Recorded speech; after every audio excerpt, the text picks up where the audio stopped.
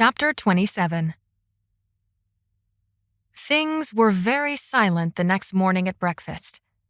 Liena was already eating by the time Tsadong stumbled in, bags under his eyes and hair disheveled and robes askew. He said nothing to her as he took his usual place across from her and began scooping rice into his bowl. Liena didn't want to talk to him any more than he wanted to talk to her. She focused on eating and trying not to fall asleep at the table. When Tsadong finished eating and got up, his eyes met hers for a brief second. They flashed with something she couldn't name. Something strong. He was striding away before she could read that look. When she carried her candle into the library that night, yawning as she did so, she was surprised to find Nianzu already waiting for her in her corner nook. More surprising, he didn't have any studies set before him. He was just sitting there, rolling a tongue of fire around his hands. He snuffed it in his fist when she approached. She smiled tentatively. He didn't smile back. Her footsteps flagged, but she blinked and forced them to keep moving. She set her candle down, then the rest of her supplies, and sat cross-legged on the mat across from him. "We need to go to the beach tonight," Nianzu said. Her gaze snapped up to his, her heart lurching even as her body groaned. "Tonight?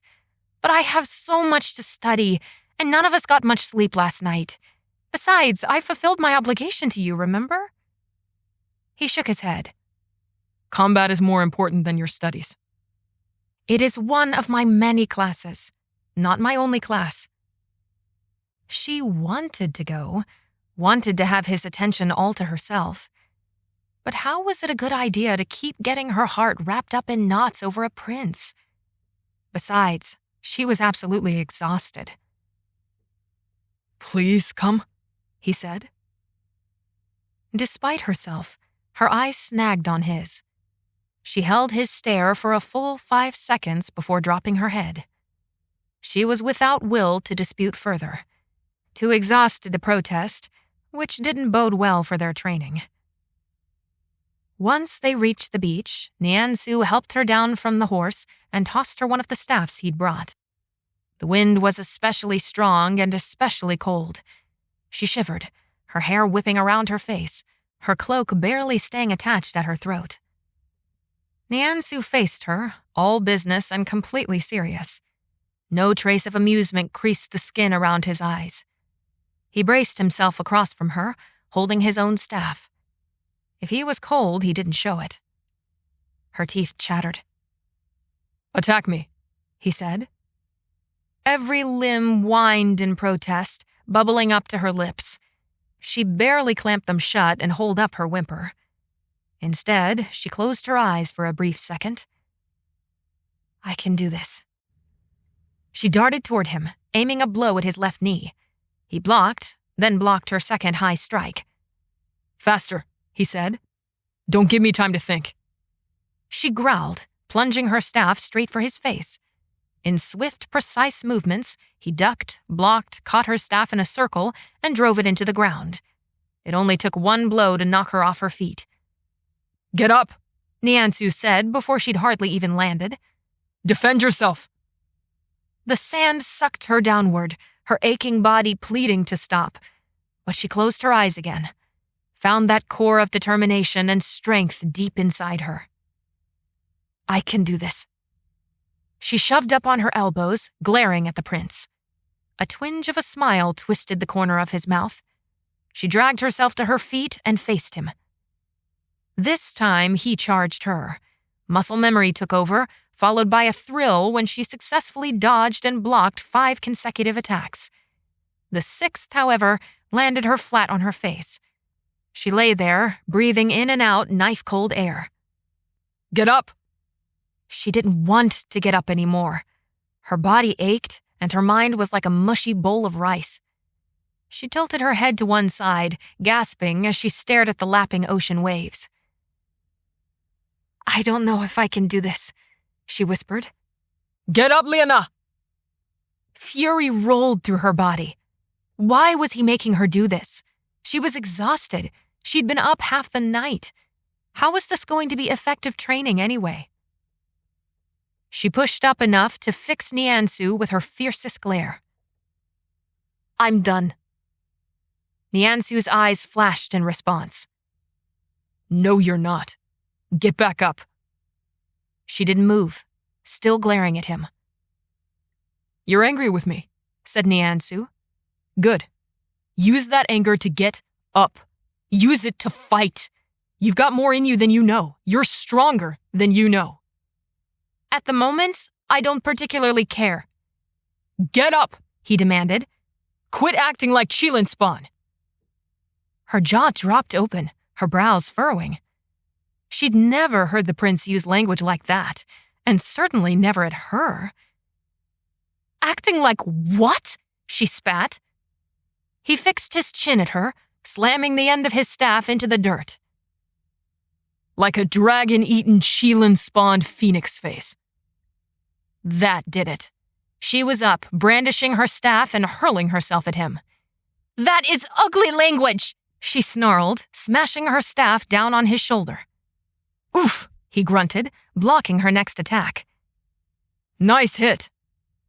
It wasn't that she wanted to hurt him, but he hardly reacted to her hit. Couldn't it have hurt a little more? She struck again, only growing angrier when he easily evaded her. Block, watch your left, called the prince. You should be thrilled to hear that I know much more ugly language. There are quite a host of ugly things I have yet to call you. He darted beneath her guard, landing a smarting blow to her calf. She half yelped, half cried out in pain, stumbling. But did he stop? No, absolutely not. He came at her again, refusing to let her breathe or recover. His blows were harder, faster. Her knees buckled when she blocked. Stop, she gasped. It's too much. He only came at her harder, backing her into the frigid ocean. Fury ripped through her senses, shattering her exhaustion. She snarled, blocking and darting forward to land blows of her own until she pushed her way out of the ocean. You think this is enough? He growled, not flinching as her blows grew faster. Catch me by surprise. Use every bit of leverage against me. Each of your moves are as predictable as the sunrise. Predictable? She snarled, aiming straight for his face. Is this predictable? Be angry, he shouted. Funnel it into your blows. Don't get careless now. Use that anger to hone your strikes, to power your defenses. Yes, like that. Yes, yes. You made me angry on purpose. I'll keep you angry too. This time, when he knocked her down, her anger vanished like the dew on grass. She lay panting in the sand, the wind whipping at her hair, her cloak, her frozen, reddened skin. Excellent job, cried Niansu. That was your best yet. Now get back up. One more round. With each gasp, she sucked more sand into her mouth. But she couldn't move, couldn't so much as twitch a finger. The weight of the sky above pinned her to the ground. Liena, he growled. Even his string of curses could do nothing to rouse her. There was absolutely nothing left. She gave him her all, but it wasn't nearly enough, was it? He'd still beaten her easily. Did it matter if her technique improved if she always ended like this, flattened on the ground? I can't do this. She squeezed her eyes shut, still gasping, as the tears began flowing. She heard the shift of sand as Niansu came toward her, but she couldn't get up. I can't do this. Any of this. She was nothing but a girl playing at magic, at a life that wasn't hers at all. She was a fraud, a mistake. The limited success she'd had in the classroom was nothing against how woefully behind she was. She would never catch up. All of this work, this effort, this back-breaking strain, not worth it.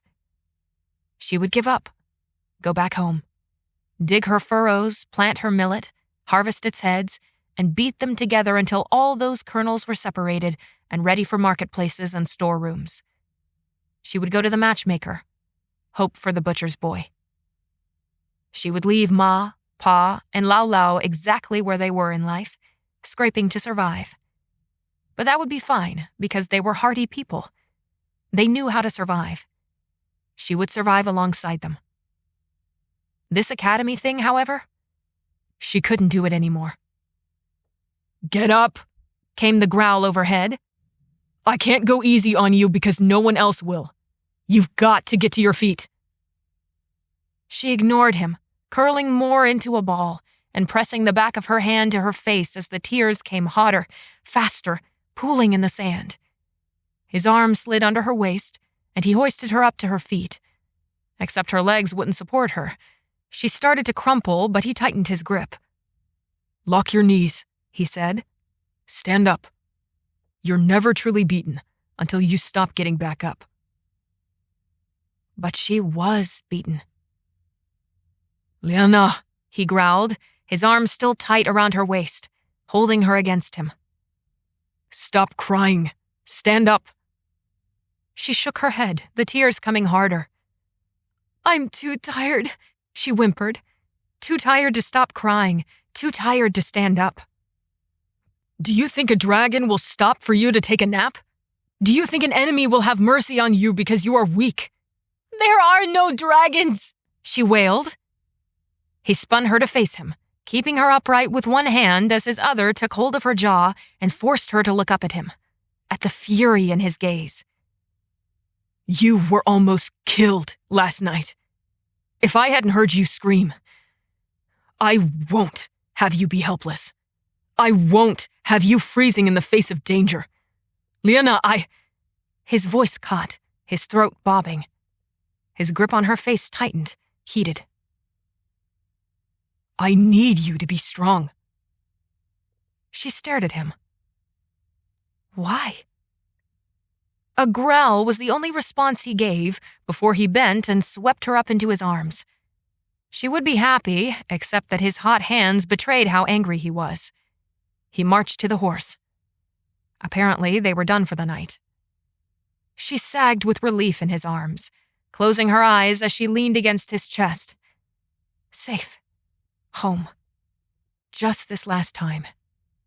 When she would later be held in the arms of some plain, nobody farm boy, she would have to fight to not remember this. What it felt like to be held in the arms of the Prince of Junninghai when all her strength had fled her, knowing that he was strong enough for both of them.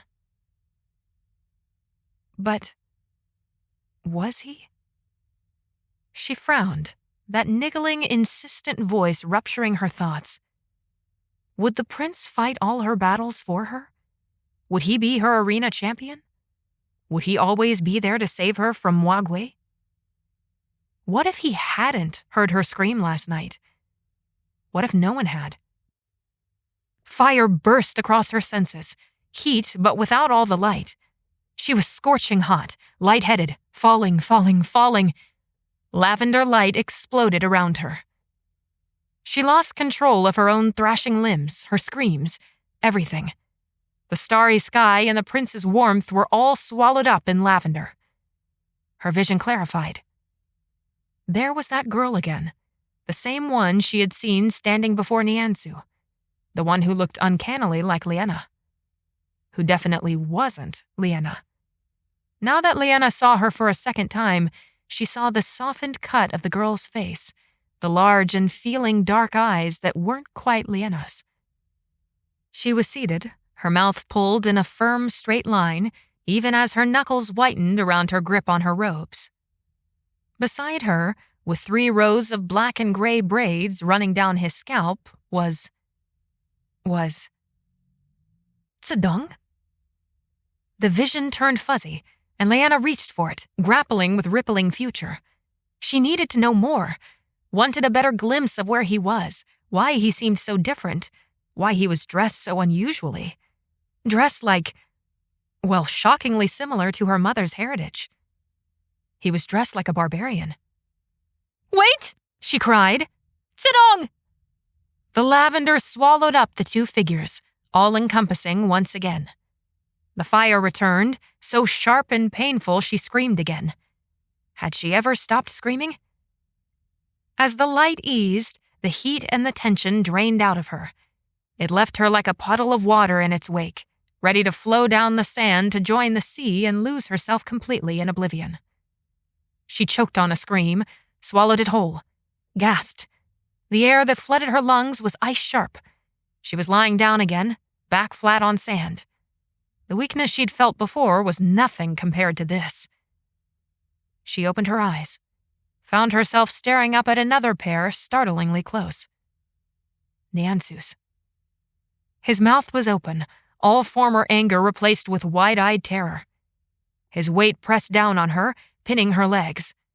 He'd caught her wrists to the ground beside her head. She swallowed, found her mouth dirt dry. With monumental effort, she turned her head to the side and coughed. Niansu didn't move. "Did you have a vision?" he asked. She closed her eyes and nodded. "That was terrifying," he said. "Are you all right?" "Sorry," she mumbled. "I'm fine. Only weak." "I'll take you back." The prince slid his weight off her, bent, bundled her cloak around her, and picked her up again. "Now I have proof you're stronger than you know." She let her head fall back against his shoulder so she could look up at him. I had a difficult time restraining you." Restraining me?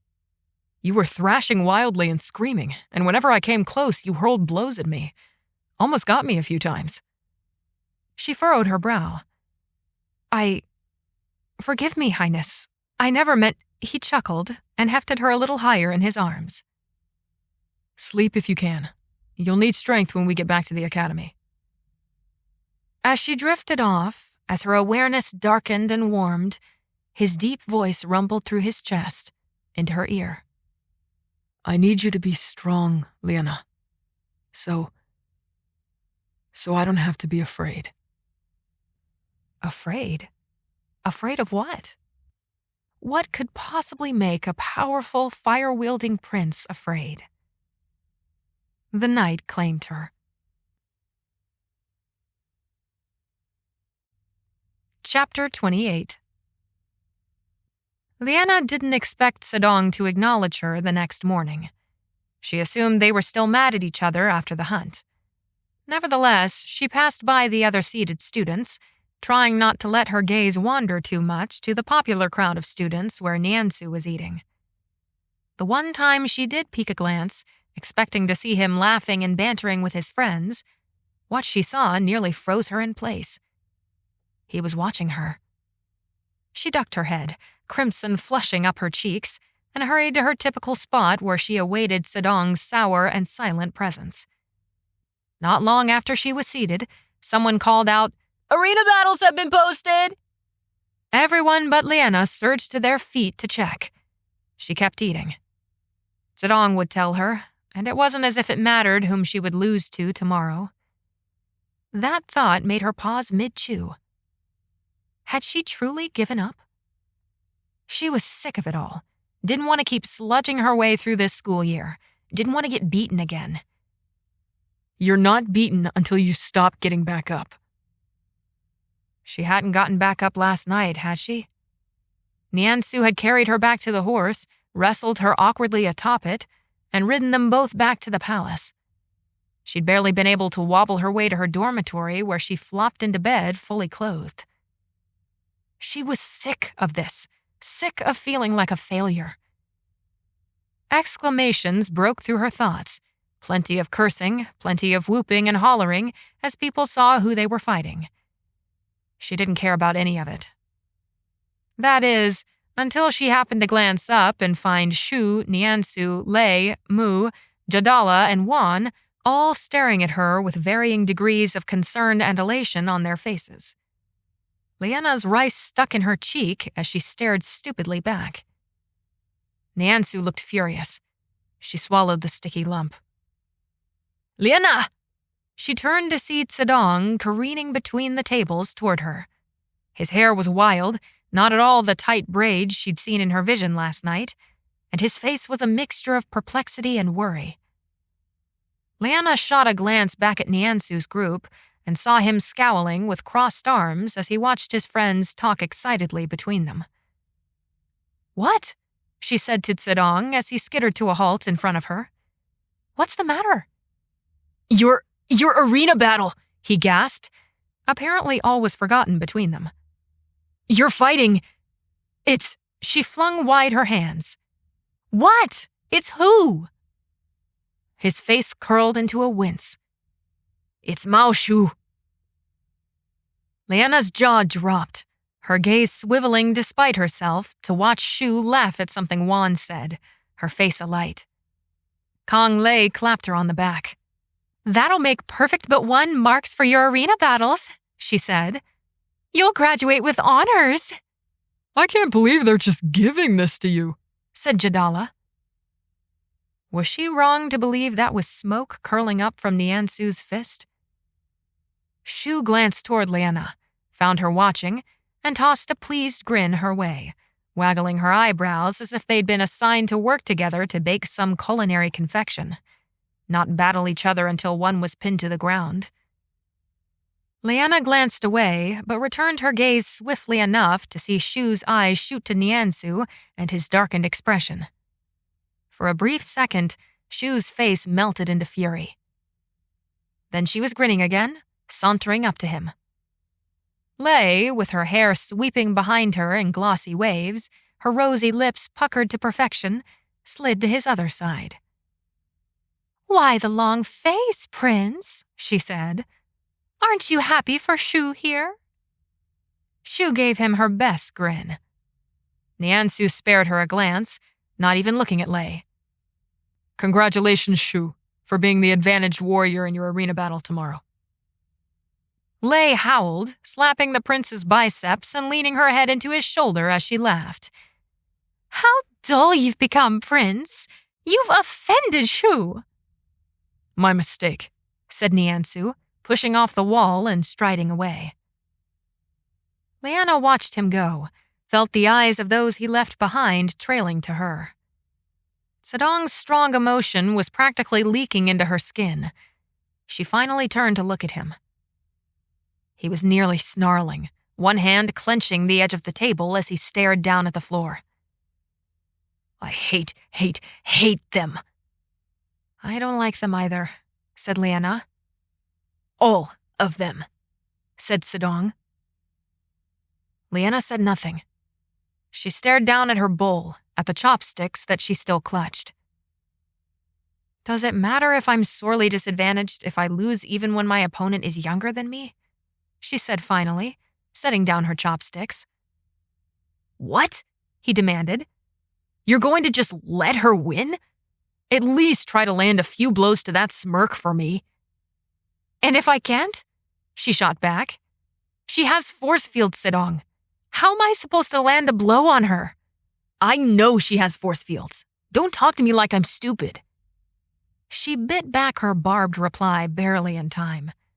Instead, she gripped her bowl with two hands and managed between clenched teeth, "I'm going to go to class."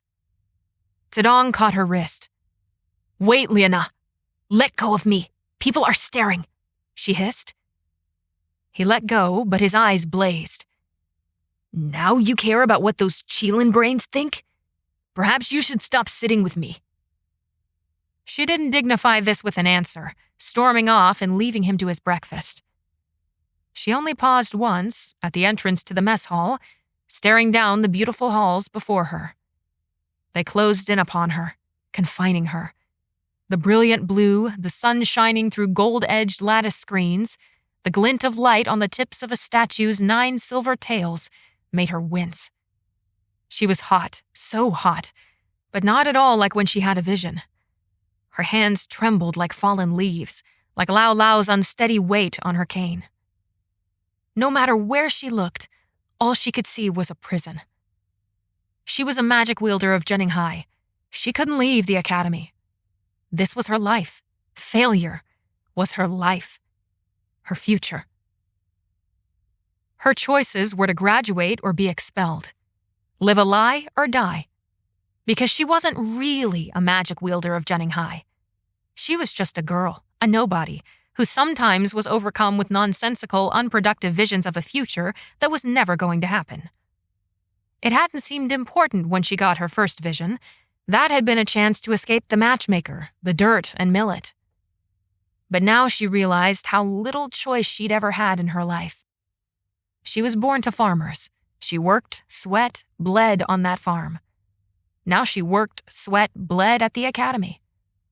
Would anything in her life be her own choice? Or would a matchmaker or magic make the choice for her? It took everything not to burst into a run. Even though she could barely breathe, even though she felt like she was drowning alive, she forced her steps to be even, unhurried. Then she turned a corner, saw a darkened, unpopulated stretch before her. She ran. The tears flooded. Never enough, never enough, never enough. Not strong enough, not strong enough, never strong enough. The toe of her shoe caught on a lip of the paving stone, and she went sprawling.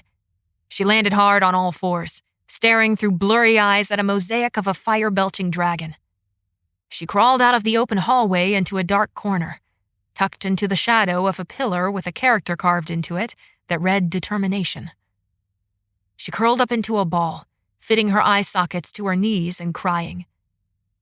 At some point, she fell asleep. A pair of voices awakened her.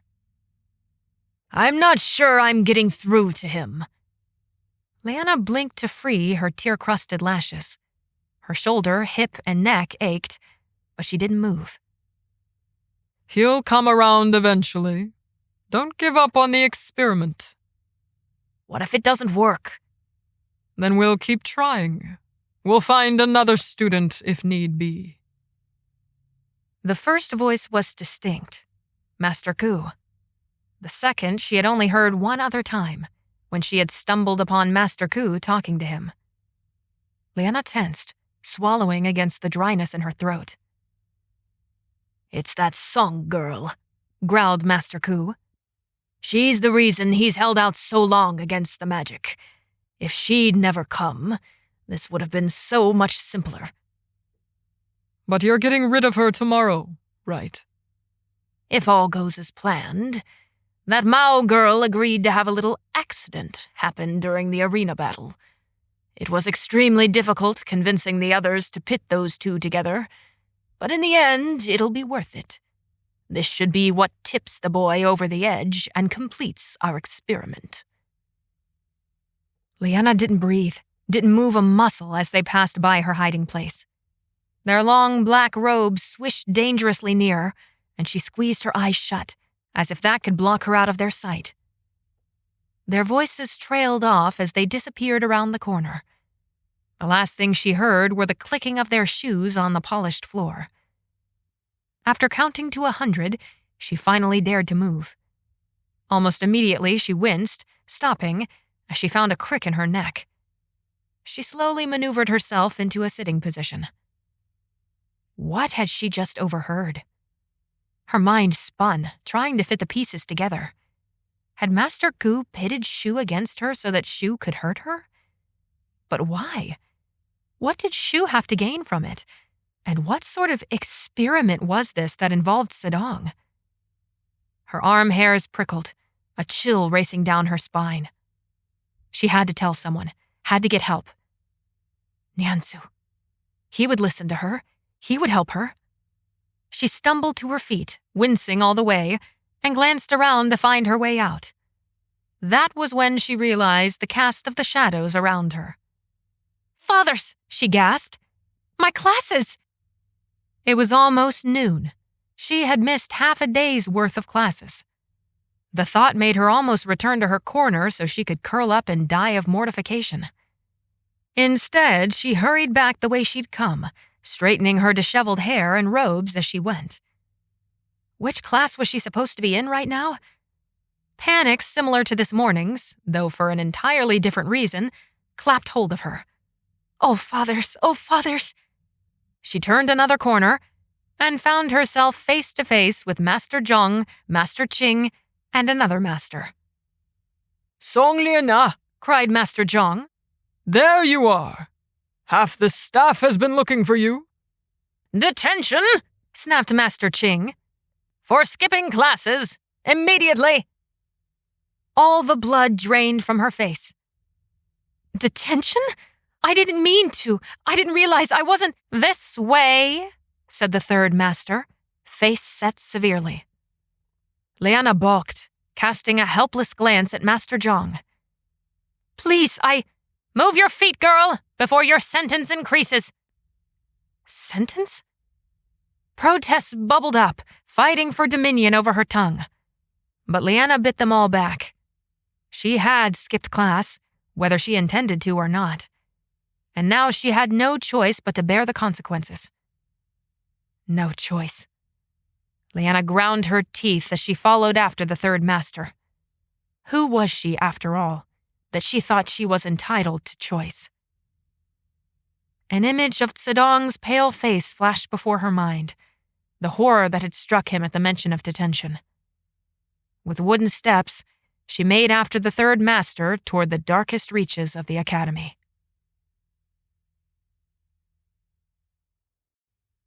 Chapter 29.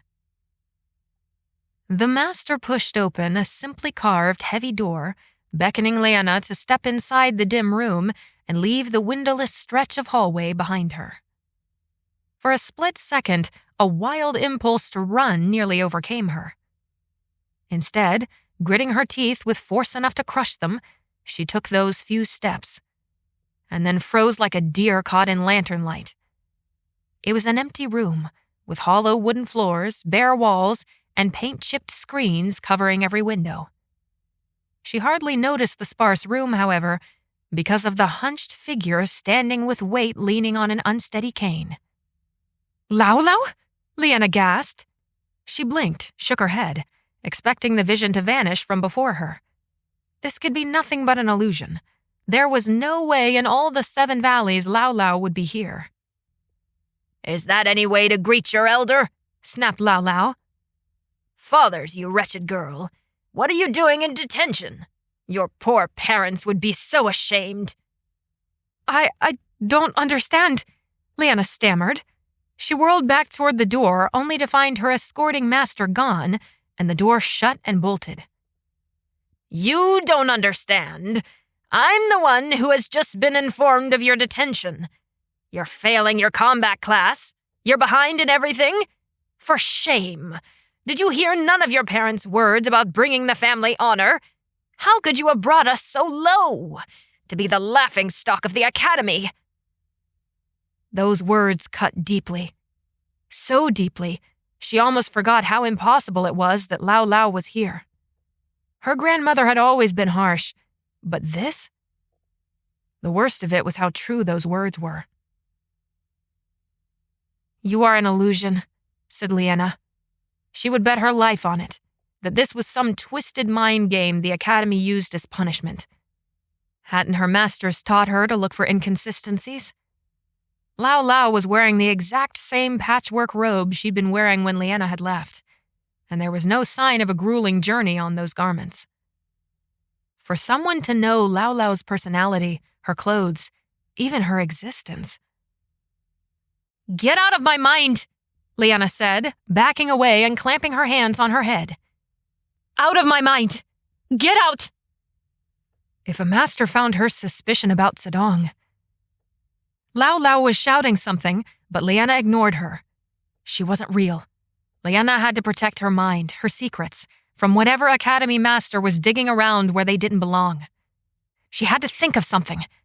The sound thwack of Lao Lao's cane certainly stung as much as it ever had. Liena gasped, clutching her hand to her chest. She didn't have time to react before the cane fell again, hitting her shoulder this time. How could an illusion cause so much physical pain? Pain is in the mind. Her mind was being manipulated by someone else. That was the only reasonable explanation for how Lao Lao's blows never failed to land, despite how Liena dodged and ran to avoid them. Making her feel pain that wasn't real, see someone who wasn't real, be rebuked by her failures by a loved one. Cerebrally, this method of punishment made sense. It communicated the message without leaving lasting injury and was tailored to each student, while still training them to withstand pain. But she hated it. Rage consumed her, blinding her. She didn't care what grandiose things she'd said in the past about fairness. This wasn't fair. She didn't deserve to be flayed alive by her hobbling grandmother. Liena gave up running, diving into a corner and curling into a ball. Pain is in the mind. The blow across her back, not real. The fire landing on her shoulder, her legs, her arms, not real. She sank deeper into herself, into her own mind, into a place that was safe for her. She imagined herself wrapped up in Niansu's arms, sheltered from everything. It was a bitter consolation, but she knew that no place would ever feel so safe to her. At some point, the blows subsided into nothing. She gradually became aware of her body again, refusing to imagine the lingering pain of bruises and cuts. Instead, she steadily got to her feet, brushed off her garments, and turned around.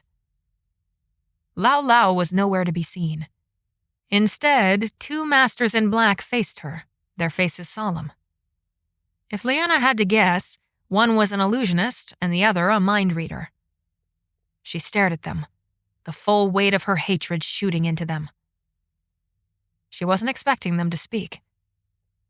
You have a strong mind, said the one on the left. A resilient, strong, intelligent mind. Magic flows in blood, but yours. There's magic in your mind. You may never be anything more than a low magic seer, but there may yet be hope for something more for your offspring. He dared compliment her after tormenting her? After using the memory of her grandmother against her? No one moved to stop her when she strode out of detention and slammed the door behind her. Chapter 30. The light was blinding to her dark-adjusted eyes. The last place she wanted to go was the mess hall, to face all of those students, to be the girl they pointed at and said, "That's the girl Shu is going to absolutely demolish tomorrow. That's the girl who was so scared that she went and hid during classes today." Liena trudged there anyway. The scraps of pride she still possessed refused to let her cower and hide. But before she reached the mess hall, a sharp psst caught her attention. Her head snapped up, glancing toward that sound, and her eyes widened at the sight of Zedong's head poking out from behind one of the screens by the windows. He motioned her to come. She practically ran to him, ducking behind the screen. Her eyes lighted on two bowls full of steaming food sitting on the floor. "Food! Old Zedong, thank—" He cut her off, drawing her into his arms and hugging her tightly. She froze, too stunned to react. "It's my fault," he murmured against her hair.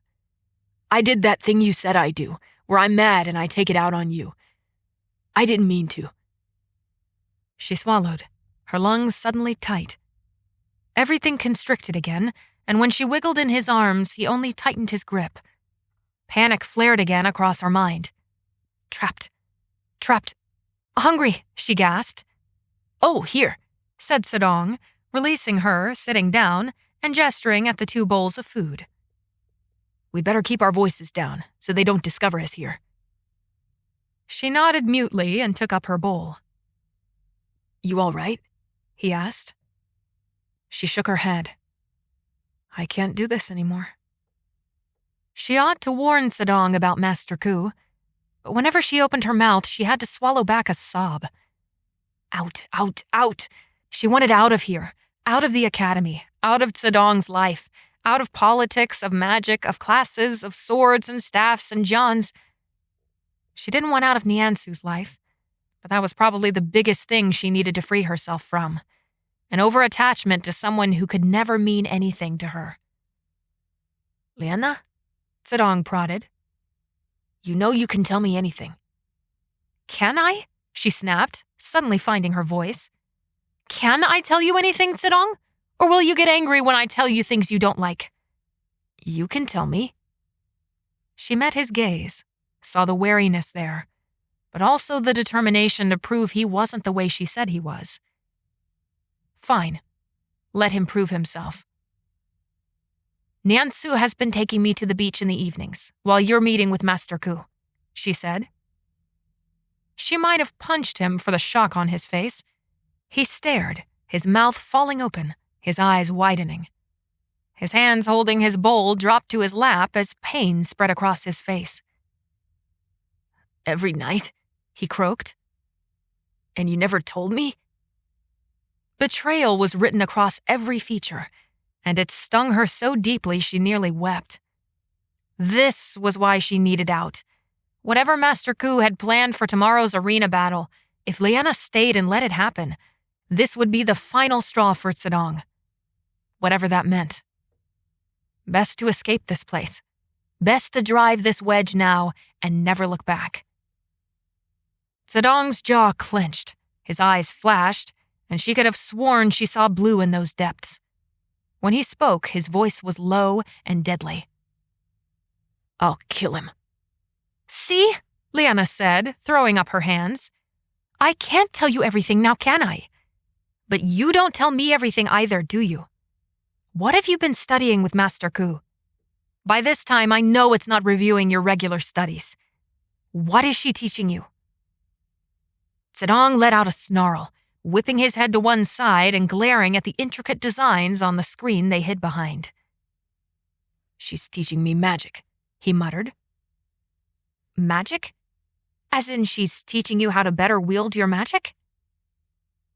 He shook his head, pupils dilating in and out. Dread dropped into her stomach. Liena stared, watching his fists curl, watching him tense up like he was about to explode.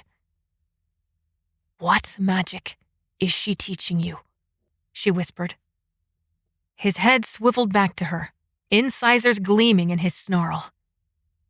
What is Niansu teaching you? The implication of that turned her face hot. She set her bowl down, blood pounding in her ears. I can't do this, she said, standing. Whatever magic you're tampering with, you've got to stop. You've got to stay away from Master Ku from now on. You've got to... She stopped, choking on her own words. Zedong stared at her, a mix of fury and concern. She shook her head, swallowing back more tears. Thank you for being my friend. Then she fled. Liena! Zedong called from behind her. She wasn't going to stop for him, or for anyone. She moved swiftly, quietly, as she'd been learning in her classes. To her relief, Zedong didn't follow her. Out, out, out. She knew she was emotional, worked up, knew she was being rash and probably very stupid.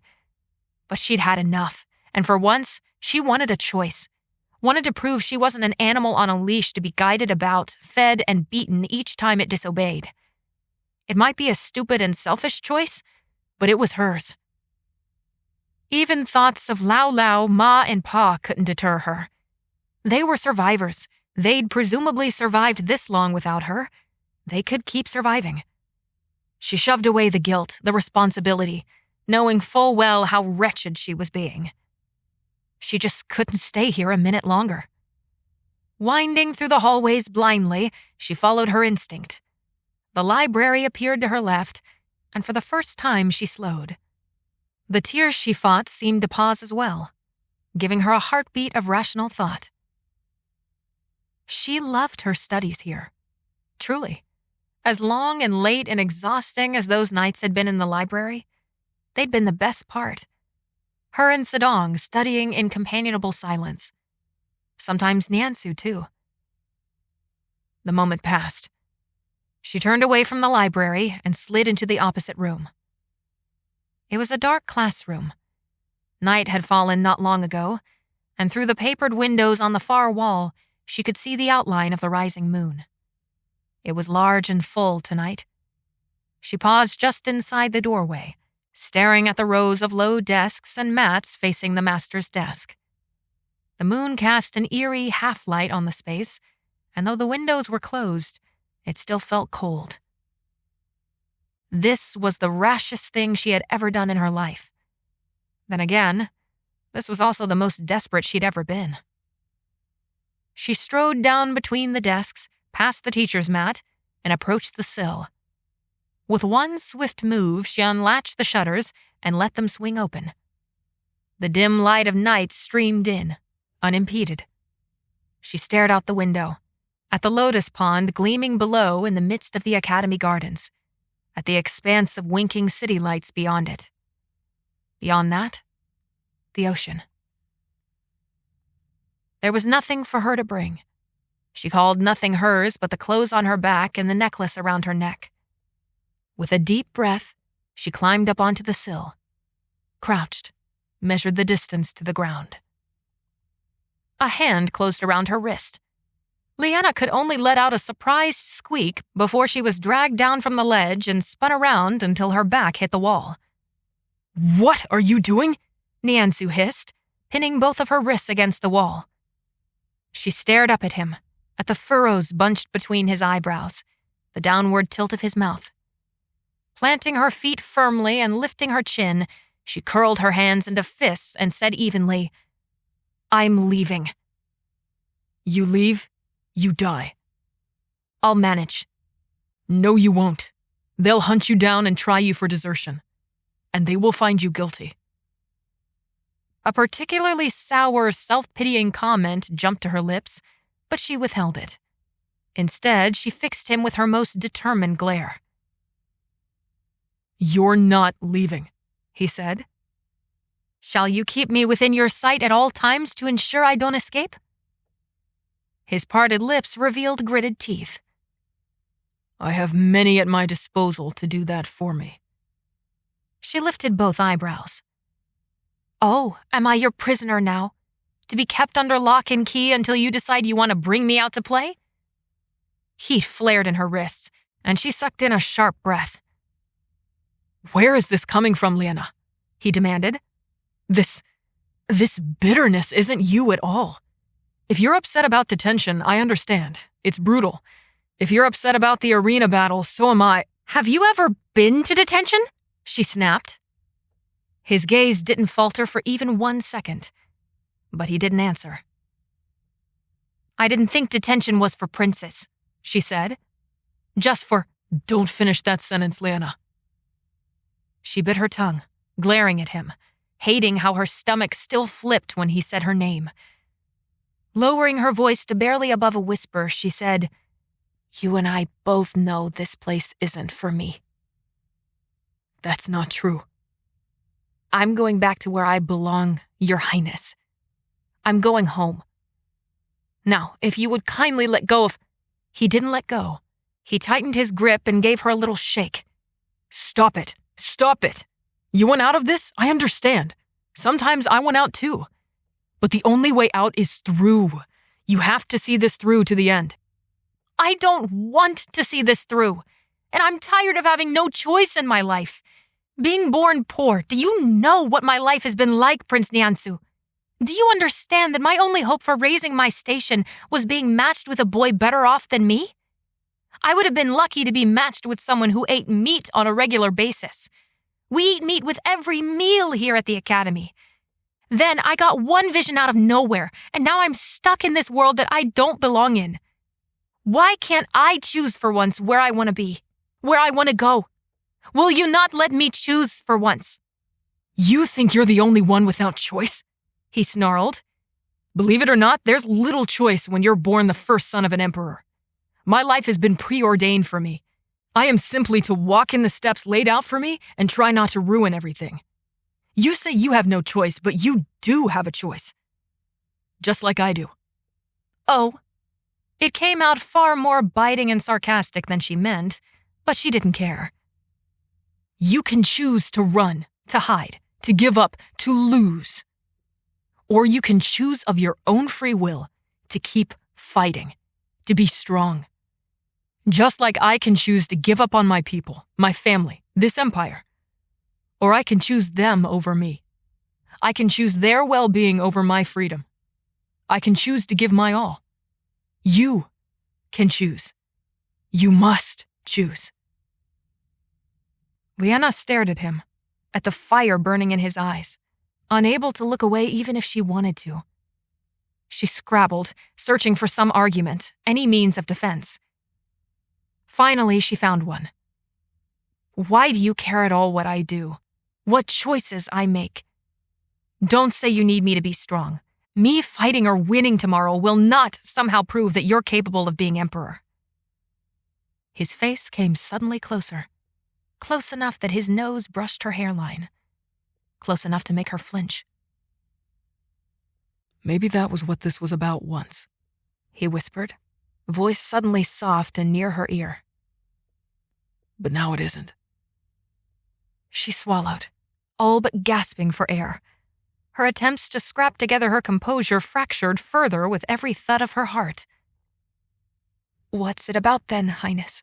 She managed. He let out a great sigh, his shoulders sagging. He leaned forward, resting his bent head on the wall beside her. His breaths puffed warm against her neck, her shoulder. There was only a fraction of air separating them, but it felt like miles. Miles that she would drown in. Liena, he breathed. Yes, she gasped, tilting her head back so she could catch a sip of air. Her eyelashes fluttered closed, open, closed, her chest heaving. Slowly, his head turned toward her. Something light as a feather and soft as a cushion pressed against her jaw. Her knees buckled. He released his grip on her wrists, catching her against him. Her hands fisted in the front of his robes, clinging to that bit of solid in a world where she was melting. The sight of his face pressed against hers, his lips at her ear. I want to kiss you, he said. Will you let me kiss you? Lightning struck her core, so sharp she let out a short, shuddering gasp. But she nodded, not trusting her voice for a second. He didn't hesitate. He used his free hand to tilt her face toward his, tangling his fingers in her hair, and kissed her. It was a kiss made of magic, of flowers unfurling to the sunshine, of stars twinkling beside a full moon. She whimpered and, with a shudder, fell against his chest. He tightened his arms around her, and the sound he made into her hair was something like a sigh and a moan wrapped up together that said, I want you. That's why I don't want you to leave, he said, his voice catching. That's why I need you to be strong. That's why I want you to choose to stay. Sobs choked in her throat, burning hotter than any fire. But I'm not strong enough. I can't do it. You can, he said vehemently, holding her tighter. I know you can. She clung to him, weeping quietly. 1,000 thoughts, emotions, and questions flooded her mind. So many things that she was afraid of, questions she needed answers to, worries about Master Gu, Shu, Zedong, and the arena battle tomorrow. What came out of her mouth, however, was a trembling, I don't understand.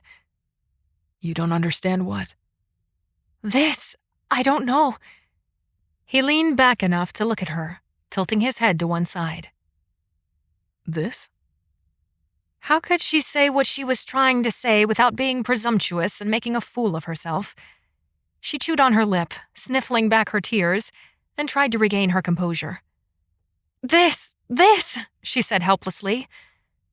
As in, us? She nodded vigorously, then blurted, You're going to have hundreds of consorts. Whatever she was expecting, she wasn't expecting him to snort, wasn't expecting the lips she'd just kissed to spread in a smile, wasn't expecting that dimple. He pulled her closer and rested his cheek on the top of her head. That certainly has been the precedent, hasn't it? Don't tease me. She wiggled in his grasp, trying to free herself enough to shoot him a glare. He held her fast and chuckled. I wouldn't worry too much about that. If you're trying to console me and soothe my worries, you're failing. This time he laughed outright as she scowled. But when he spoke, his voice was a soft murmur, a kiss of its own. I've always intended to have one wife, he said. Call me a romantic idealist, but I've planned on that for nearly my whole life. Or you might just call me sick of harem drama and catfighting." She stared at him. His smile turned sad and he sighed. "Actually, what convinced me was overhearing a conversation between my uncle and my father. My father was complaining about how several of his concubines were always fighting, and whenever he summoned them, all they did was complain about the others. He said to my uncle, it must be so much easier, keeping one woman happy. My uncle responded, with one wife, I can spend less time placating and more time growing in love and friendship together. Guess who is happier in his relationships? My uncle, not my father." A weight fell off her heart, and the absence of it made her feel as though she might lift straight off the ground in flight. "Only one?" she breathed. He smiled, tilting her head back again so he could fix her with his dark eyes. She was caught in that stare, one so powerful that she couldn't look away, could hardly breathe. "Only one," he repeated, leaning down and kissing her again. "Liena! Liena!"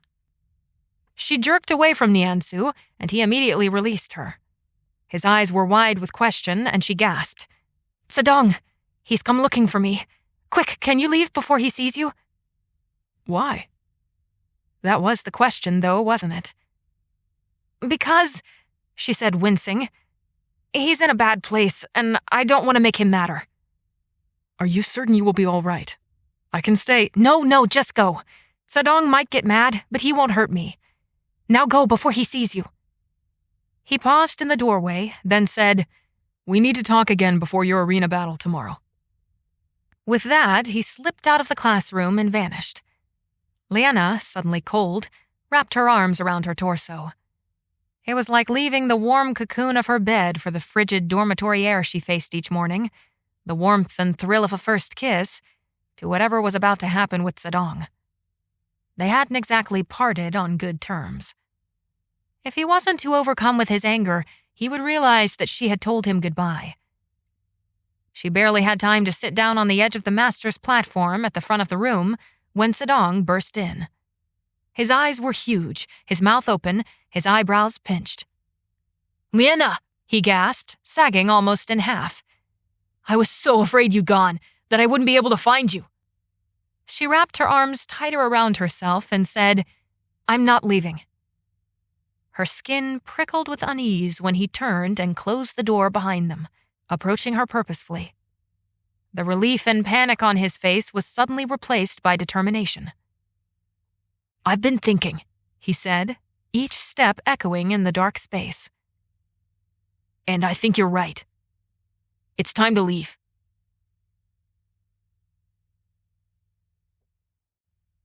Chapter 31. "Leave?" Liena sputtered. "You want to leave? I thought you were turning over a new—" "I'm done," he said, stopping in front of where she sat and staring down at her. She had to crane her neck to meet his gaze. Sometimes she forgot how tall he was. "I'm done," he said again. "And I think you're done too." Her mouth opened. She searched for any sign of hesitance, of reluctance, of anything in his face beside that dogged determination. He held out a hand to her, his mouth twisting up ruefully in the moonlight streaming from the window behind them. "Run away with me, Liena?" This day couldn't get any more insane, could it? "Why are you gaping at me like that?" he said, hands still outstretched. "Weren't you about to run away? Isn't that why you're hiding in this classroom?" Her stupid throat wouldn't work. Her tongue was like a fat, dry slug in her mouth that she couldn't dislodge. Even if she could form the words, her mind stuttered on what to say, where to even begin. She didn't take his hand when she stood. She found herself shaking her head, her hands trembling as one twisted in her sash and the other went to grip the beads at her throat. "No?" Zedong said. "Why not? This place is a wretched, dragon-infested hole of arrogant Qilin tails." "Qilins don't have tails," Liena said numbly, stupidly. "Yes, they do. They're long and ropey with a tuft at the end." They stared at each other in surprise, both with furrowed brows. Zedong shook his head. Doesn't matter. This place is horrid, and it just keeps getting worse. It's unfair and everything's broken here. We can escape together, make a new life. They hunt deserters. Was she Niansu now, throwing his arguments into the face of her friend? We can outsmart them. We can do it. I know we can. We can go north to Butagan, and we can find a new life there. No more of this magic nonsense of Junning High. All she could do was shake her head, wrapping her arms around herself yet again, as if they were protection against Zedong, his ideas, and the contrary tugs of her heart. She could go with Zedong.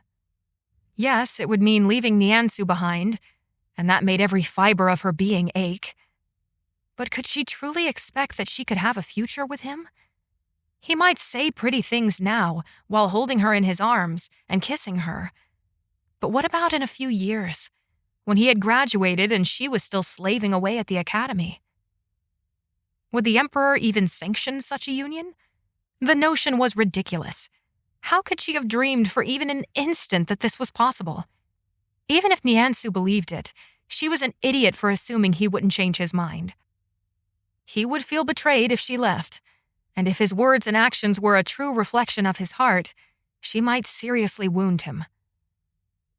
But he was a handsome prince. Some other girl would inevitably come along. If Niansu didn't keep her here, then what else was there? Her family. This was their chance at a better life. If she stayed, if Niansu did follow through with his words, if that only one he spoke of was her, then her family's life could be so drastically different. How would we outsmart them? Liena managed to ask amid the turmoil of her soul. How could we possibly get past the trackers? Zedong's eyes flared, a wild smile spreading across his face.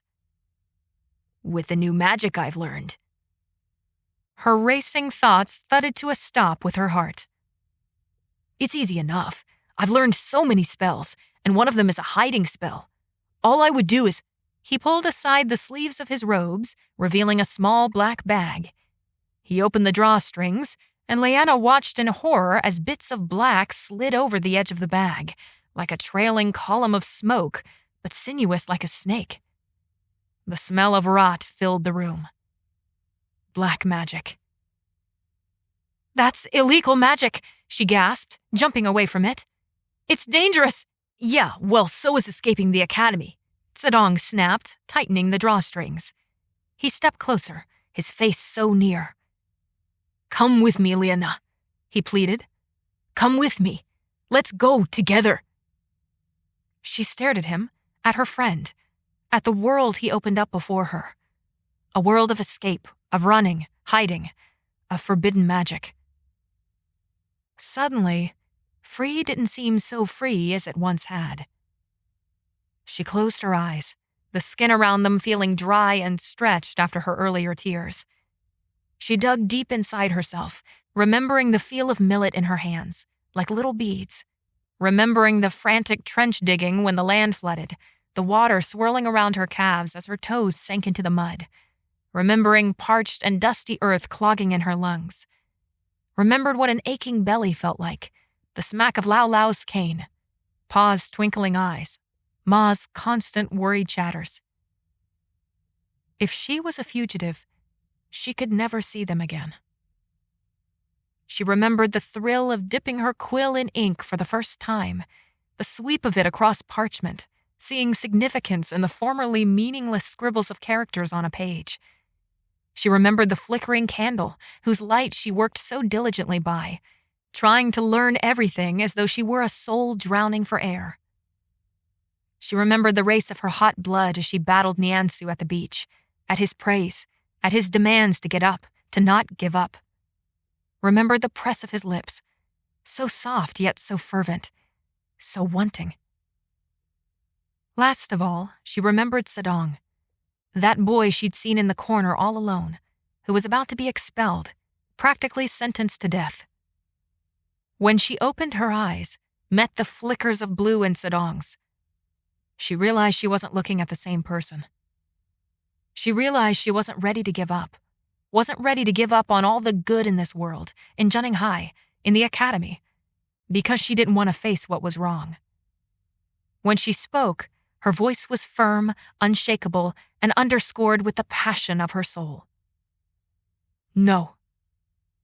Sedong blinked, and the blue vanished altogether. The blue that Liena now realized was something resulted from dabbling in illegal magic. Illegal magic. Master Ku was teaching illegal magic. Experiment. Over the edge. He swallowed. Jaw worked hard. Then he let out a vicious growl, his arms darting around Liena to drag her against him. Sedong! Liena! He snarled, one hand reaching up and curling into her hair until his nails dug into her scalp. Come with me. No! Let me go! You're hurting me! Don't you see? Sedong continued, eyes flashing blue once again. His face twisted, contorting into something so unrecognizable she nearly screamed. We're alike, you and me. Underestimated, misunderstood. But there is magic for us, Liena. There is power for us. She shoved against his chest, gasping, as she angled her face away from him. His grip on her head was so strong, and he dragged her back so she was forced to meet his gaze. She could feel the breath from his mouth on hers. So close.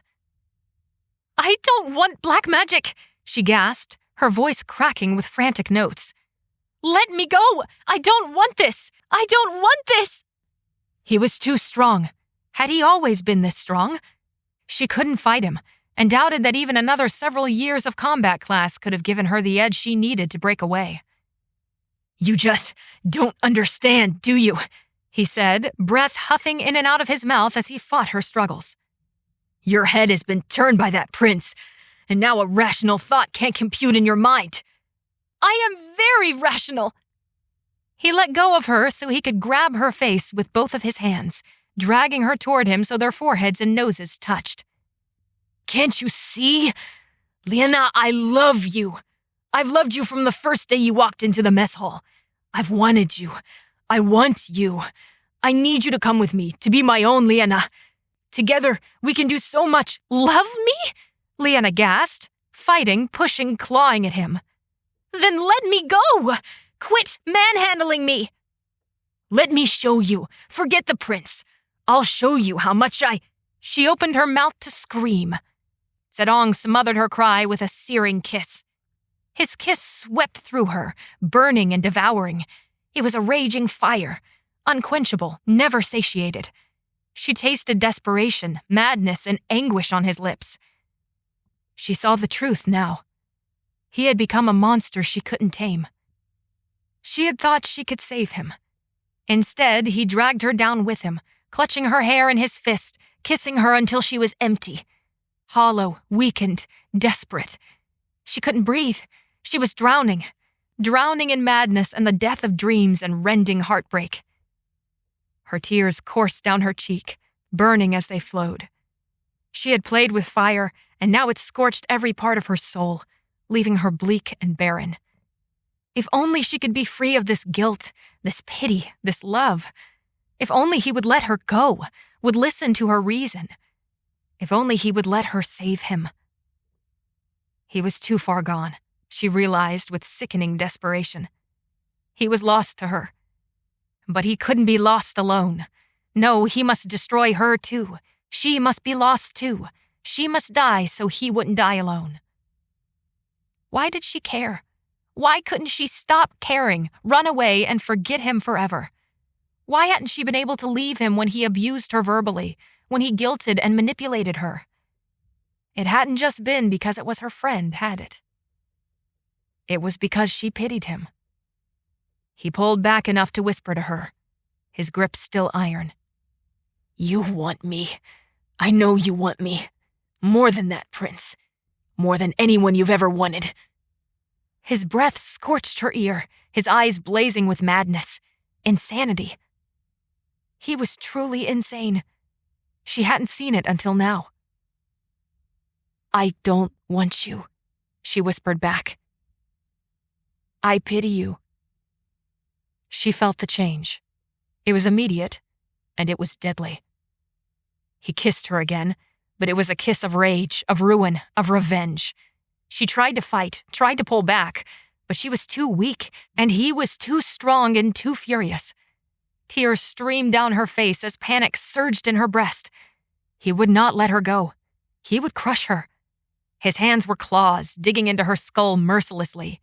He was hurting her, and she was utterly powerless. Helpless. Hopeless. Yet again. No. Never again. She fought him. She gasped for air. Though her limbs grew wearier, though she was tired of fighting, she fought. This struggle might kill her, but she would fight with every ounce of strength she could muster until her dying breath. She hadn't lost until she stopped fighting. Bringing her knee up hard, she caught him in the upper thigh. He broke the kiss, cursing and struggling to regain his possession of her as she ducked under his arms. He caught her wrist, yanking her back toward him. She screamed, then twisted to drive her elbow into his ribs, like she'd learned in her class. He snarled, groping for a handhold. His fingers latched onto her beaded necklace, and one violent rip sent the beads scattering across the floor. Her head snapped back, but his balance was thrown off by the necklace, and she nearly pulled completely out of his reach. "What are you doing? Let her go!" Sedong whirled like a madman with his grip clenched around Liena's arm to see the intruder. His face contorted. "You!" Niansu's hands were almost bursting with fire. "Let her go now, or so help me I will blast you to bits." Sedong looked at Niansu, then at Liena, and he snarled. With vengeful force, he flung Liena to the ground and jumped into the windowsill. His cloak fluttered behind him like a hawk. He turned deadly eyes on Liena, his profile framed by the huge moon rising in the night sky. "I'm coming back for you, Liena, and you'd better be ready when I do." In a flurry of cloak, he turned and leapt out of the window, disappearing into the night.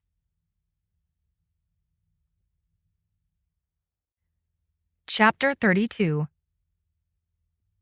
Just like her vision. A tall, masculine figure framed in moonlight and caught in a deadly rage of emotion. Liena lifted her head slowly, almost ashamedly, to meet Niansu's fiery gaze. His eyes bore holes into her. "What was that?" He seethed between clenched teeth. "Master Gu taught him black magic," she whispered. "And it took hold of him." "What?" Niansu demanded. "Black magic? Master Gu? Without the eye? Are you sure of this? Absolutely certain?" She nodded, wanting to droop back down to the floor. But then Niansu was there, helping her up. Even if his face hadn't been a thundercloud, his searing hands would have betrayed his fury. He immediately cooled them when she yelped, then apologized, and demanded, "Are you all right? Did he hurt you?" She ached. Physically, sure. She imagined she would have bruises tomorrow. But it was her chest that ached the most, as her heart throbbed like it suffered a physical wound. She pressed her hand to it, hardly able to draw breath. Sedong was gone. If he wasn't caught and tried for desertion, would he ever come back? Did she want him to? "Liena," said Niansu, softer, knuckles tilting her chin up. "Are you hurt?" He was my friend. I know. It wasn't just grief that struck her so hard. It was betrayal. Guilt, too, as she wondered if there was anything she could have done to save him. If she had fought him harder to not study with Master Gu, if she'd trusted her gut, if she'd gone to Niansu sooner, could he have been spared? She didn't know. When she planted a hand on the ground to push herself up to her feet, her fingers brushed something smooth and round. With a jolt, she realized it was a bead. Quickly, almost frantically, she began hunting the beads. "It's just a necklace," she muttered to herself, even as her hands worked rapidly, scanning the floor and reaching under desks to pluck up the little beads. Just a necklace. Niansu was there at her side, searching too. Your family gave it to you, he said. It's not just a necklace. We'll get a new cord for it. Was this his life? Anytime something broke, immediately replacing it? At this moment, she was only grateful when they finished scouring the classroom and Niansu poured his beads into her palm. She set to counting them, making sure they were all there. One was missing. The lotus bead was gone. She ran her fingers over the small, rounded wood, and one of the remaining beads twisted, revealing a tiny painted flame. I'm going to find out what happened with Master Ku, said Niansu, striding toward the doorway. Go to the medic if you need to. I suggest you get plenty of rest before tomorrow. Meet me in the pits at 5th watch. She should tell him what she overheard this morning. He was already gone. Liena slid the beads into the pocket of her robes. She started to follow Niansu, to do what he said and go to her dormitory. But she stopped, glanced back at the open window, felt the shiver of cold wind across her face and catching the ends of her hair. The moon was smaller, higher now as it continued rising. Zedong had made his choice. She had made hers. Now it was time to act on it. Practicing with Niansu the next morning was productive, but also slightly overwhelming as he tried to tell her all of Shu's weaknesses, all the tips and tricks for getting past her force fields. Her biggest flaw, he said, swinging his staff and making Liena block, is that she sometimes pauses to gloat, just for a second or less. That can be enough, however. She also can't sustain a force field for longer than 5 seconds, which isn't much of a weakness because she can create new ones the instant the first dissolves, and she's gotten into a very good rhythm with them. What's more important to know is that her hands must touch in order to create a force field. To truly incapacitate her, you've got to pin her arms away from each other. On and on he went, back and forth between correcting her movements and explaining Shu's flaws, which were so minuscule that Liena was beginning to think she didn't truly have any. One thing that you have to your advantage, said Niansu, is that she expects you to be terrible. Which is true. Which is partially true, but it's not the full story. You're capable of far more than she realizes. You need to play that to your advantage, even if it means purposefully making mistakes so she lets her guard down. I doubt that will be necessary, Liena said dryly. When Niansu was finally finished deluging her, and once she was breathless and sopped with sweat, despite how her fingers and nose were frozen from the cold, they headed into the mess hall for breakfast. Immediately, she stopped. Zedong wasn't here. Come sit with me, said Niansu, with a smile that didn't quite reach his eyes, as though he knew exactly what she was thinking. With you? She gasped. But all your... He flashed a lopsided grin. I want to show off my girl. With that, he ignored her protests and hearty blushes, neatly swiping her hand and pulling her after him. Everyone was looking, watching, whispering. What was the Prince of Zhenninghai doing with that girl? Her eyes trailed up from his hand holding hers to his shoulder, then his hard profile. She'd made her choice, and Niansu had made his. He hadn't chosen the richest girl here, the prettiest girl here, or the most magically talented. He chose her. A slow smile spread across her face. It was hard to fight the sudden rush of embarrassment when Niansu pulled her down next to him at the table, even asking Lei to scoot over to make room for her. To make it even worse, better, he began scooping food not into his bowl, but into hers. Her face must be crimson. "What's this?" Shu asked, a grin firmly plastered on her face. "Have you invited her because—" Because she belongs here, said Niansu with an easy smile. Only the slight narrowing of his eyes betrayed his true feelings. And because I want her here. Liena hesitated, staring down at the bowl Niansu had fixed for her of all the best things at the table. The portions were absolutely mountainous, as if he hadn't realized that someone as small as her wouldn't eat the same amount as he did. Determinedly, she picked up her chopsticks and set to eating. A place at the prince's side was his to give. He'd given it to her. She had nothing to be ashamed of, no reason to blush and duck her head.